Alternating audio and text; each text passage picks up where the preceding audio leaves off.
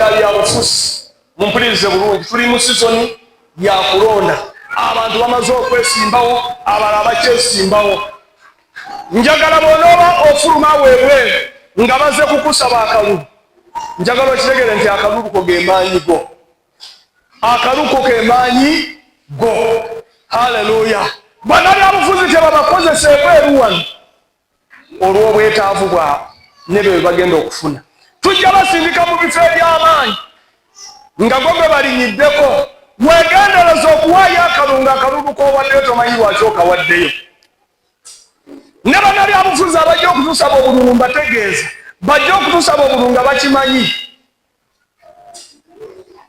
tuyina okusalawo okutuufu erinnya lya Mukama lyebazi okulonda kwe tugendamu tuteekateekera eggwanga lyaffe eyo Uganda nze nawe ffe tulina ogiteekateekera okuyita mu kalulu nabwekityo mulonde bulungi n'abeesimbawo ntera okubagamba si okwesimba oleka guleme kufuuka mulimu mufuuke obuweereza nze bwe nali nja okubuulira enjiri najja kuweereza sajja kupakasa n'abo bannabyabufuzi be twogerako abagenda okwesimba mu bifo byonna bajje nga baze kuweereza eggwanga n'abannayuganda tebajja nga baze kunoonya mirimu ekizibu kye tusanze mu Uganda be bannabyabufuzi abagenze mu positions nga baze kunoonya mirimu nabibagasangako bwe bamala okufuna bye beetaaga taliddamu kulabika newankubadde okuwulikika ensimbi ze babawa njagala mukitegeere ezo nsimbi zammwe ez'omusolo ogwamu bwe mugula amafuta ku petrol bwe mugula zisukaali bwe mugula bye mugula byonna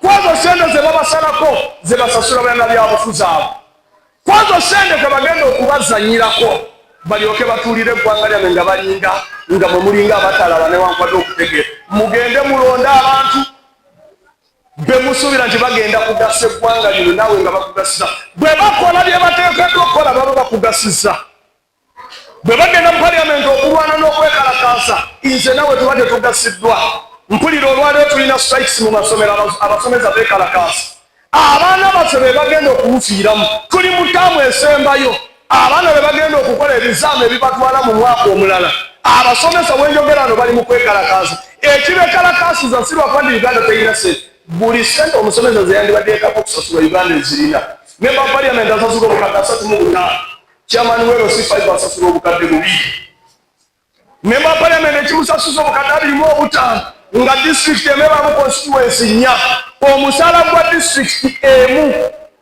eri mu constituency 4 ekunuukiriza obukadde 15 bukadde 14 siwe waawo chairman afuga district yonna ebamuwaako obukadde 2 bali beetuukira mu position ez'okusalawo chairman asigala ku district memba wa parliament n'agenda mu parliament ateesa yeesaso constituency agirinako egombolola 3 egombolola 4 chairman alina egombolola 19 n'akizula nga kigwanidde bamusasula obukadde 2 bijja kumumala alina egombolola 3 n'agamba nze emiliyoni 35 tezimala n'amafuta munyongereko ne moroka mu mpeerya njagala kwogera statement eyo chairman wero C5 bwe bamuwa emmoroka oluvannyuma y'emyaka 5 bamugamba n'agisaayo district meka 10 egombolola 19 oba egombolola 3 egombolola 4 n'agamba mumpe sente ze ngende ngule emmoroka gye neetaaka lwaki yeyeesalirawo nabwekityo mmwe abalonzi bannayuganda njagala mugende mulonde abantu nga mukimanyi bye tugenda okulonda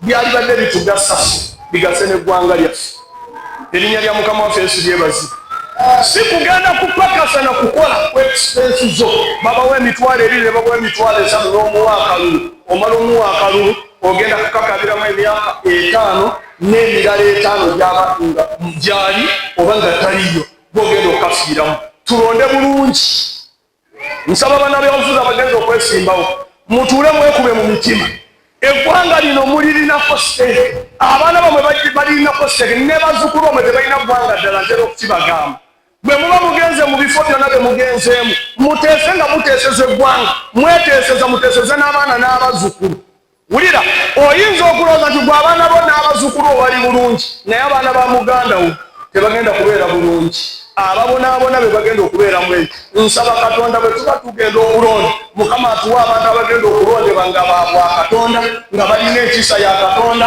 balina okulowooza kw'obwa Katonda. Namwe abalonzi nsaba Katonda abawe ekisa ekyokulonda abakulembeze abagenda okubagasa, abagenda okugasa ensi yammwe, bagase n'ebitundu byammwe mu linnya erya Mukama waffe Yesu. Munzikirize njosoyose mukwano gwange Omusumba Dr. Solomon Mwesige awamu n'omukyala n'obuweereza bwa Good News bwonna okutwaliza awamu. Wiiki eri ba celebrating emyaka 2 egy'obuweereza. Ekkanisa ya Good News ebadde mukisa eri eggwanga Uganda. Erinnya lya Mukama lyebaza. Omusumba Solomon Mwesige y'omu ku basumba mu ggwanga lino abasooka okutegeera Karamoja gy'erina ekisulo. N'akwata ku bugagga bwe n'alabirira Karamoja ndowooza katagenda mu myaka nga 2 n'okusoba. Nga baliisa abakaramoja be bantu abasooka okuliisa Karamoja ne basooka okulabirira abakaramoja okubaliisa, okubasomesa, okubajjanjaba n'okubagattako ebirala.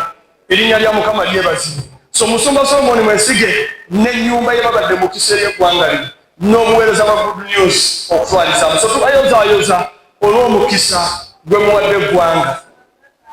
Bwe baatuula ne bakizuula nga ebyenjigiriza by'eggwanga tebitambudde bulungi, ne batandika amasomero. Balina primaries ne secondaries eziri ku musingi gw'eddiini gw'okutya Katonda bye twogerako. Tebaze kwekkusa, tebaze kwegattako, wabula ne baggula enzigi. Abakozi Omusumba Solomon Mwesige bakozesa bakuluukiriza olukumi n'okusoba bafuna emisaala, families zaabwe ziri bulungi. Singa Mukama atuwa abantu abalowooza nti nze Mukama omukisa gwampadde, waliyo n'abalala basobola okuganyulwako abalinga Omusumba Solomon Mwesige. Eggwanga Uganda lyali badde lya mukisa, n'Abannayuganda twali badde lwa mukisa. So nkuyozaayoza mukwano gwange Omusumba Solomon n'obuweereza bwa Good News okutwaliza awamu. Njagala kunzika nga njogera ebigambo bino nga tunoonya enkolagana ne Katonda. Leka Katonda atule mu mitima gy'abaana byabufuzi, atule ne mu mitima gy'abalonzi, abawe okulonda obulungi ne bana byabufuzi abawe entiisa ya Katonda. Bagende mu bifo bye bagendamu, tubasindike okutuweereza nga bamanyi nti waliyo Katonda agenda okubabuuza embalirira oluvannyuma lw'obuweereza obumuweereddwa. Mwe abaweereza abali mu kanisa abaita obutwali kyaki ekiro kyaleero, buli kifo kyonna ky'otuddemu waliyo olunaku lw'okukiweera embalirira. Bwe baali bakikuwa tewamanya nti olibuuzibwa embalirira oluvannyuma. Oyinza okuba oli mukadde, oyinza okuba oli musumba, oyinza okuba oli muyimbi, oyinza okuba oli pasha. Oluvannyuma lw'okutuumibwa eryo erinnya waliwo olunaku lw'okuwa embalirira. Butya bwe wakozesa ekifo ekyo na butya bwe waweereza Katonda okuyita mu kifo ekyo. Abantu abasinga mu makanisa balajja na bakaaba. Ekifuleetedde okukaaba kiri kimu, be bantu abatudde mu bifo nga tebamanya lwaki babituddemu. Tebamanya nti waliyo olunaku lw'okwembalira. Bw'oba oli muyimbi oyimba biki? Oyimbira ani? Wali badde osinza Katonda nakanaawonya omulwadde ali mu kibiina. Omusumba agenda okujja nga abantu bawonyesebwa. Gwe mulimu gw'abaweereza. Erinnya lya Mukama lyebazibwe. Abaweereza tuddeyo tunoonye Katonda, tuzimbe enkolagana ne Katonda, tuzimbe enkolagana n'omwoyo wa Katonda, tuweereze Katonda nga tukimanyi waliyo olunaku olw'okuwembalirira. Nga lwaki tuwembalirira? Twaweebwa obuvunaanyizibwa. Katonda ali mugula abampera omukisa. Twaweetumibwa nebyo baatutuma tujja biweera embalirira. Nabwekyo tunoonye Katonda, tunoonye omwoyo wa Katonda, tuzimbe enkolagana naye, tulyoke tumuweereze mu mazima ne mu mwoyo. Katonda gw'empeereza nsabye ansanyusize emitima gyammwe mwenna. Prince Kyamongesi, mulabirizi Munansana Municipality Munafu njala kubiriza mu Bayibuli omwo mulimu kyawandiikibwa ekyogera ku kwolesebwa. Abakuku yaga nti muwandike kwolesebwa wansi. Lwaki ntandise ne kwolesebwa? Kubanga bw'otuula lwaleero mu ggwanga Uganda ebintu ebigenda maaso ebimu biri fane. Bw'otunuulira ekulaga nti abantu balinga nga tebakyalina kwolesebwa. N'olwekyo nkubiriza naddala kanisa eveeyo ebeere nga tuli focus. Bagamba mu Luzungu bagamba nti stay focus on what is important. Okubeera ng'otuula oba ng'oluubira ebintu ebyo ebiri ebyamakulu tugezeeko obufumbo ebintu bizimba eggwanga memuli family baba otula lwaliro nti wali obuzibu bwingi butabanguko basajja badduka maka abaami bakyala nabo badduka maka kiba kikulaga nti ndooza maka temuli kwolesebwa so naye nsaba Katonda tibabeere focus okulaba nti baluubira mu important stay focused in important then ekyokubiri allocate your resources olwekigambo kyenkoze nenga nti allocate resources effectively resources zino mulimu resources z'abantu sente mulimu n'ebintu esente tuzikozese bulungi bwe bazize mu maka galema ate kwawula wabafumbo era obudde bwaffe abakyala oba mmwe abakyala naffe abaami tuzimbe amaka agaweesa Katonda ekitiibwa amaka we gabaamu ekitiibwa n'eggwanga ebeeramu ekitiibwa n'ekkanisa ebeeramu ekitiibwa so nkubiriza abasajja bassemu ekitiibwa bakyala baabwe babaagale ate babawe n'essente kubanga sente osekwesanga nga tukozesa mu bintu birala nnyo ne tuprioritizing ebintu ebimu ate ne tuyisaamu amaaso maka abakazi bano ababeera waka abasumba n'abantu balala bannayuganda bawa abakyala sente n'olwekyo ensonga endala enkulu nnyo okubeera nti abantu babeera stay motivated balina kuba nga motivated and inspired tugende mu TikTok tukozese TikTok media ng'abantu bali focus ng'abantu bazimba eggwanga lyabwe abantu baagaliza eggwanga ebirungi ne families nze nga munnaddiini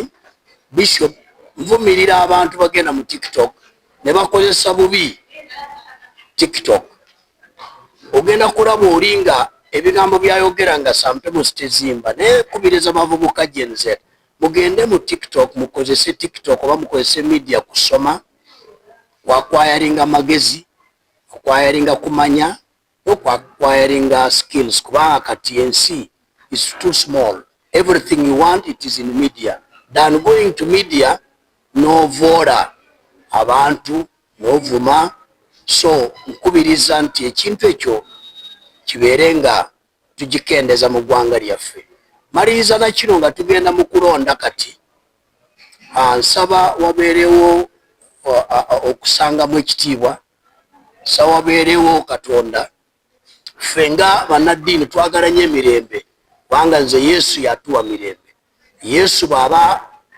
yatuwa mirembe tulina kukuuma mirembe n'olwekyo tusaba Katonda nti tulabe engeri esobola kukuuma mirembe eriwo mu kuyita byonna bye tuyitamu naye politics ereme twawula tuzimbe eggwanga lyaffe twagale eggwanga lyaffe tugizimbe tugisabire tukuume n'emikisa Katonda gy'awadde eggwanga lino Mukama ab'omukisa nze Bishop Prince Kyamungesi Nansana Municipality